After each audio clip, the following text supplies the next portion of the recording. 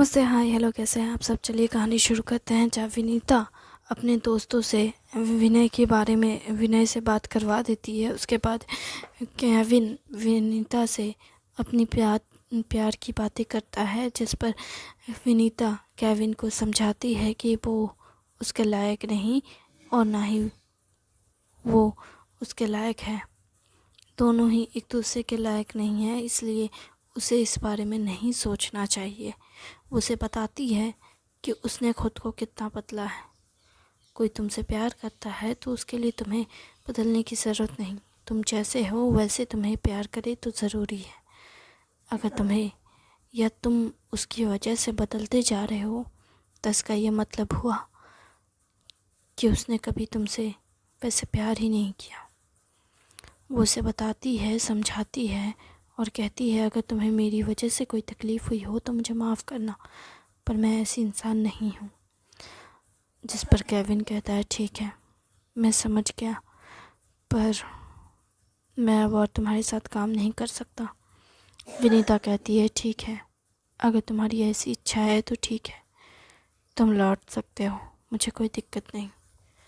Vinita Kevin को ये कहकर अपने टेंट में चली जाती है और जाकर सो जाती है। केविन के पास फिर माइकल आता है। केविन कहता है, मेरी क्या गलती है कि वो मुझे पसंद नहीं करती है। माइकल कहता है कि गलती तुम्हारी यही है कि तुमने खुद को बदला, खुद की सेल्फ रिस्पेक्ट को खो दिया एक लड़की की वजह से, और शायद इसलिए वो नहीं पसंद करती तुम्हें, क्योंकि उसने कभी खुद को नहीं बदला किसी और के लिए, और वो जैसा लाइफ पार्टनर चाहती है वो तुम नहीं हो, क्योंकि तुम हमेशा खुद को बदलते रहे। और अगर तुम खुद को बदलना रोक भी दो तो तुम उसे बदलने लगोगे, और ये गलत होगा ना, उसके साथ भी और तुम्हारे साथ भी। शायद तुम सही हो, उसने भी मुझसे ऐसे ही कुछ कहा। ठीक है, तो मैं अब यहाँ नहीं रुकूंगा। क्या तुम सच में जाने वाले हो? केविन कहता है, हाँ माइकल, अगर मैं यहाँ रुक गया तो शायद ये उसके लिए भी गलत होगा और मेरे लिए भी। मैं नहीं चाहता कि मेरी वजह से उसे कोई तकलीफ़ हो और उसकी वजह से मुझे। और अगर मैं यहाँ रुक गया तो शायद मेरा प्यार उसके लिए परेशानी खड़ी कर सकता है। इसलिए मेरा यहाँ से जाना ज़रूरी है, ताकि मैं भी आगे बढ़ सकूं और अपने आप से प्यार कर सकूं। उसने सही कहा था मुझसे कि प्यार किसी को बदल कर नहीं होता। प्यार खुद के साथ वैसे रहना चाहिए जैसे हम हैं, और वैसे ही अगर कोई हमें प्यार करे तो ही प्यार है। अगर कोई हमें बदले तो इसका मतलब ये हुआ कि वो कभी हमसे प्यार ही नहीं कर पाया, और मुझे नहीं लगता कि मुझे ऐसा कुछ करना चाहिए। जिस पर माइकल कहता है, ठीक है केविन, तुम्हें अगर यही सही लगता है तो तुम यही करो। आखिर हम सब चाहते हैं कि हम सब खुश रहें, और जिसमें हमें हमारी खुशी दिखती है हमें अपनी खुशी को वहीं जाकर तलाशना चाहिए और ख़ुद को एक बेहतर इंसान बनाना चाहिए। ठीक है, अब सोने चलते हैं। जिस पर केविन कहता है, हाँ ठीक है, चलते हैं, गुड नाइट। Good night. फिर दोनों जाकर अपने अपने टेंट में सो जाते हैं। सुबह होते ही केविन विनीता से कहता है, सॉरी, पर मैं तुम्हारे होने वाले हस्बैंड से मिल नहीं पाऊँगा। शादी की तस्वीरें भेज देना अगर तुम्हें सही लगे तो। जिस पर विनीता कहती है, क्या तुम्हारे लिए सही होगा? जिस पर केविन कहता है, तुम मत भेजना, जब मेरा मन करेगा तो मैं तुम्हारे होने वाले हस्बैंड से मिलने आ जाऊँगा। विनीता कहती है, ठीक है, हमारे घर में तुम्हारा स्वागत करूँगी मैं। ठीक है, चलता हूँ, ठीक है, बाय। सभी को केविन बाय कहता है। सभी थोड़ा उदास होते हैं। नीरज कहता है, क्या तू सच में जा रहा है? केविन कहता है, हाँ, अब मैं ख़ुद को और बेहतर बनाना चाहूँगा ताकि मैं ख़ुद से प्यार कर सकूँ और प्यार की एक खूबसूरत वजह खुद के साथ तलाश कर सकूँ। ठीक है, तू जा, अपना ध्यान रखना, और कोई प्रॉब्लम हो तो हमें भूलना मत, हम तेरे दोस्त हैं, तुझ तक मदद हमेशा पहुंचेगी, याद रखना। केविन कहता, हाँ, मुझे याद है, तुम सब मेरे दोस्त हो और मुझे जब भी ज़रूरत होगी मैं तुम्हें लोगों को याद करूँगा। विनीता केविन को जाते वक्त पीछे से टोकती है और कहती है, रुको, ये लो। केविन कहता है, ये क्या है? केविन की बात सुन विनीता कहती है, ये तुम्हारे लिए है। ये क्या है मेरे लिए? विनीता कहती है, ये एक धागा है। और क्या है? ये शिव मंदिर का धागा है। मेरी माँ ने बहुत साल पहले मुझे दिया था और मुझसे कहा था कि ये तुम्हारी रक्षा करेगा। मैं नहीं जानती कि इसने मेरी कितनी रक्षा की या नहीं, पर उम्मीद करती हूँ ये तुम्हारे साथ तुम्हारी रक्षा ज़रूर करेगा। विनीता की को इस तरह देख केविन बहुत खुश होता है, लेकिन वो कहता है, नहीं, मुझे ये नहीं चाहिए। ये तुम्हारी माँ ने तुम्हें दिया है और तुम्हें ये अपने पास ही रखना चाहिए। मुझे इसकी ज़रूरत नहीं। और रही बात, और इसके अलावा मैं चाहूँगा कि मैं अपने बीते वक्त को बीते वक्त में रख दूँ और अपने आने वाले वक्त का स्वागत दिल से करूँ। विनीता फिर कुछ नहीं कह पाती और कहती है, ठीक है, तुम्हें जैसा सही लगे तुम वैसे करो, अपना ध्यान रखना, ठीक है, चलता हूँ। विनीता कहती है, ओके, बाय। वो चला जाता है। केविन माइकल विनीता के पास आता है। उसको जाता हुआ देख विनीता खड़ी रहती है। केविन पास आकर कहता है, क्या तुम्हें सच में उससे कभी प्यार नहीं हुआ?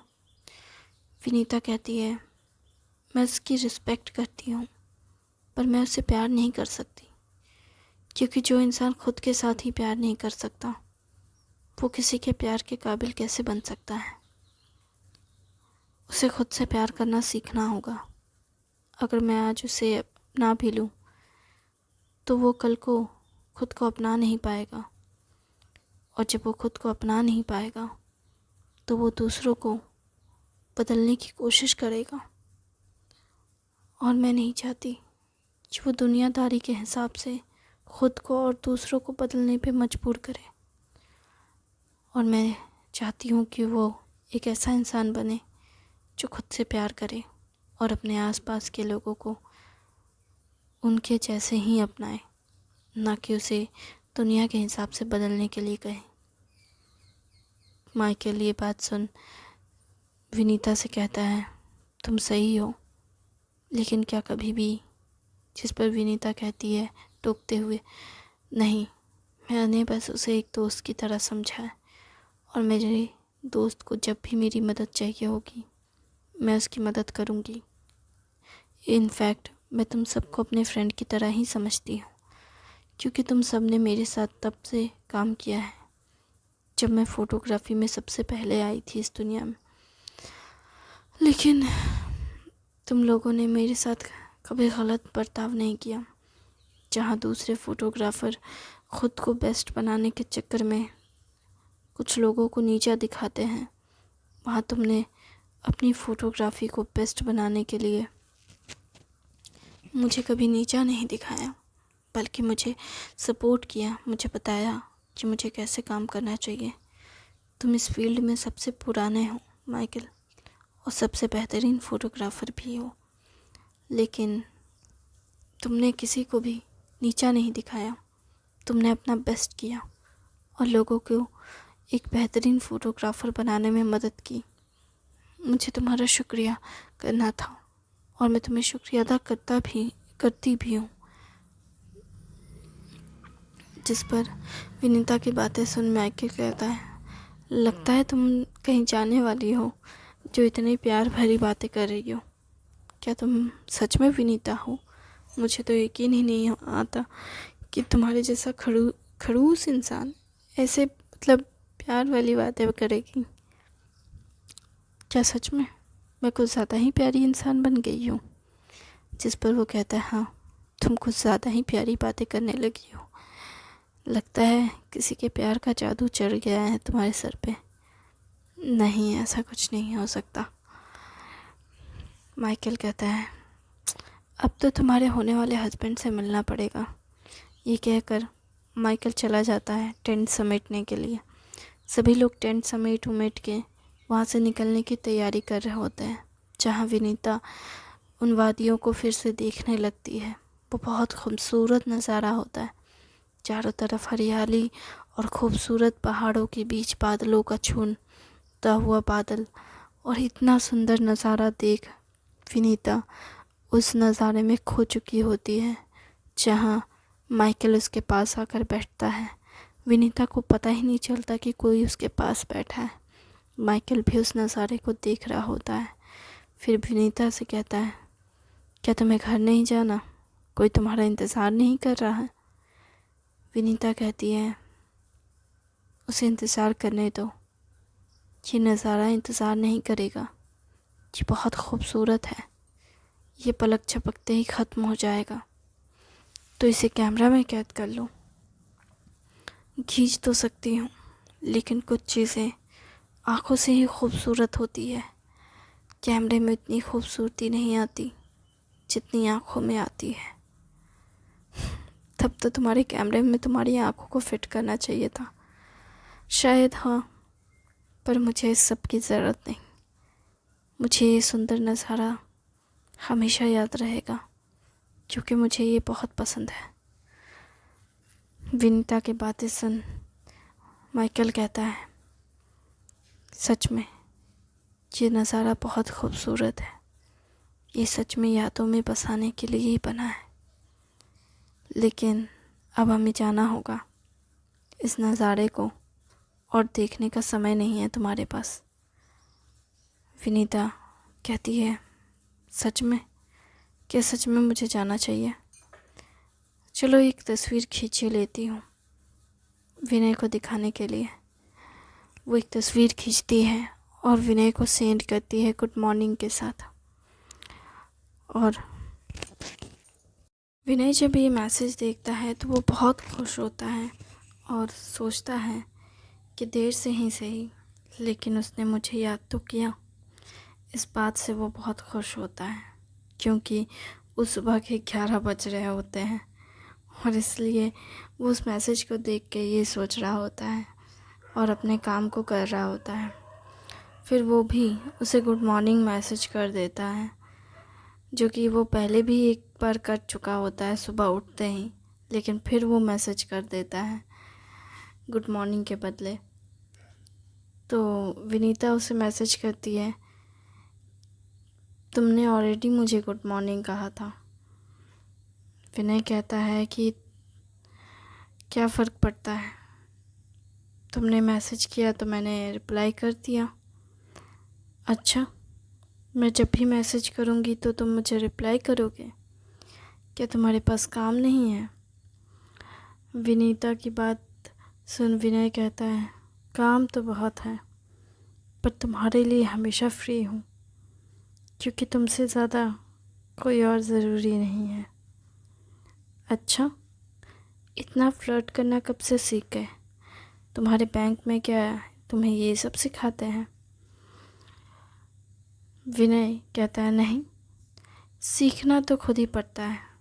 आखिर रिश्ता हम दोनों का जो है, अभी रिश्ता बना नहीं है जो तुम इतना फ्लर्ट कर रहे हो। तो रिश्ता बनने का इंतज़ार करूँ क्या? जहाँ तक मुझे लगता है हम दोनों ने ही एक दूसरे को दिल से अपना लिया है।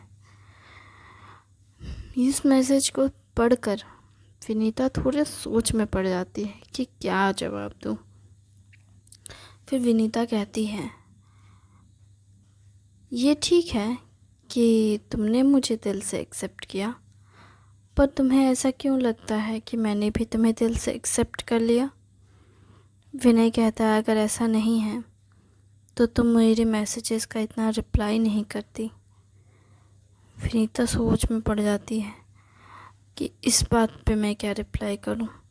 फिर विनीता फ़ोन को अपने हाथ में कस के पकड़ती है और कहती है, मैं तुम्हें रिप्लाई कर रही हूँ क्योंकि तुमने मुझे मैसेज किया है, और चूँकि तुमने मुझे मैसेज किया है तो मुझे रिप्लाई करना चाहिए, क्योंकि अगर मैं मैसेज नहीं करूँगी तो ये बैड मैनर्स होंगे। जिस पर विनय फिर मैसेज करता है रीड करके कि ये बैड मैनर्स और गुड मैनर्स कब से हो गए मैसेजेस रीड करके रिप्लाई करने का। जहाँ तक मुझे पता है मैंने अपने कितने ही दोस्तों के मैसेजेस रीड किए पर रिप्लाई कुछ नहीं किया। जिस पर विनीता कहती है, तुम ऐसा क्यों करते हो? विनय कहता है, तुम बात को पलटो मत। तुम मुझे रिप्लाई करती हो क्योंकि तुम मुझे रिप्लाई करना चाहती हो। तुम इसलिए रिप्लाई नहीं करती क्योंकि तुम्हें मुझे रिप्लाई नहीं करना, या तुम मेरे दिल में मैं नहीं हूँ। तुम इसलिए रिप्लाई करती हो क्योंकि मैं तुम्हारे दिल में हूँ कहीं ना कहीं, और इसलिए तुम मुझे पसंद करती हो, इसलिए तुम मुझे से बात करना चाहती हो। विनीता इस मैसेज को रीड करके सोच में पड़ जाती है, अब मैं इस बंदे का क्या करूँ? ये तो पीछे ही पड़ गया ये जानने पे कि आखिर मेरे दिल में क्या है। ओह, क्या ही कहूँ मैं इसे कि मैं रिप्लाई ना करूँ? नहीं करती रिप्लाई, छोड़ो, जाने दो, खुद ही पक जाएगा, उसे भी समझ आ जाएगा कि मैं उसके दिल में नहीं हूँ। पर ऐसा करना सही नहीं होगा ना। मैं क्या सोच रही हूँ इसके बारे में। फिर विनीता कहती है, मैं बिज़ी हूँ, मैं बाद में बात करती हूँ, बाय, खाना खा लेना। विनय मैसेज रीड करता है पर इस बार वो रिप्लाई नहीं करता कुछ। फिर विनीता सोचती है कि इसने रिप्लाई क्यों नहीं किया, क्या मैंने उसे गुस्सा दिला दिया? फिर विनीता फिर कहती है मैसेज करके, क्या बात है, तुम बिज़ी हो क्या? विनय कहता है, क्यों? मेरा एक सेकंड भी इग्नोर करना तुम्हें पसंद नहीं आया? ऐसा नहीं है। तो तुरंत उधर से विनय कॉल कर देता है, तो फिर कैसा है बताओ? जहाँ तक मुझे पता है तो मुझे कह रही थी कि तुम मुझे मिस नहीं करती और मैं तुम्हारे दिल में नहीं रहता, पर मैंने एक सेकंड तुम्हें मैसेज का रिप्लाई नहीं किया तो तुमने मुझसे पूछ लिया कि तुम्हें क्या हो गया, क्यों? जिस पर विनीता कहती है कि ऐसा कुछ नहीं है, वैसे तुम अचानक से फ़ोन क्यों कर रहे हो, फ़ोन कैसे कर दिया? विनय कहता है कि तुम्हारी आवाज़ सुननी थी इसलिए मैं कॉल कर दिया, अब मैसेज में बात करके तुम्हारी आवाज़ तो नहीं सुन सकता ना। इतनी प्यारी सी आवाज़ को सुनने के लिए मुझे कॉल ही करना पड़ेगा, और अगर तुम्हें देखना है तो तुम्हारे पास आना पड़ेगा, क्योंकि तुम्हें तो मुझे देखने की इच्छा नहीं होती और ना ही मेरी आवाज़ सुनने की इच्छा होती है, पर मेरे अंदर ऐसी इच्छा बहुत ज़्यादा है, इसलिए मैं थोड़ा तुम्हारे करीब जाना चाहता हूँ। बाकी तुम्हारी मर्ज़ी, तुम मेरे करीब ना आना चाहो तो मत आना। वैसे क्या तुम सुन रही हो? विनीता चुप रहती है और सुन रही होती है, क्योंकि उसके साथ ही रहते हैं तो वो कुछ नहीं कहती है रिप्लाई में। जिस पर विनय कहता है, क्या तुम्हारे साथ लोग हैं? विनीता कहती है, हाँ। विनय कहता है, तब तो बहुत मज़ा आएगा, थैंक यू वेरी मच इस कहानी को सुनने के लिए। उम्मीद है आपको अच्छी लग रही होगी। आपने मुझे अपना कीमती समय दिया इतना, उसके लिए आपका बहुत बहुत धन्यवाद।